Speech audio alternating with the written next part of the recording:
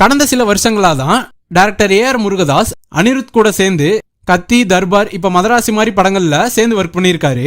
ஆனா இவர் டைரக்ட் பண்ண முந்தைய படங்கள்ல பல ஹிட் படங்களுக்கு மியூசிக் பண்ணவர் தான் நம்ம ஹாரிஸ் ஜெயராஜ்.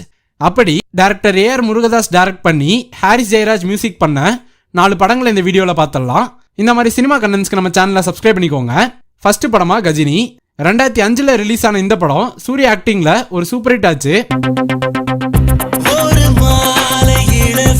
ரெண்டாவது படமா 2011 வந்த 7ஆம் அறிவு. சூர்யா ஆக்டிங்ல போதி தர்மர் அப்படியே ஸ்கிரீனுக்கு கொண்டு வந்திருப்பாரு. மூணாவது படமா துப்பாக்கி. தளபதி விஜய் ஆக்டிங்ல 2012 பிளாக் பஸ்டர் ஹிட் ஆன படம் தான் இந்த துப்பாக்கி.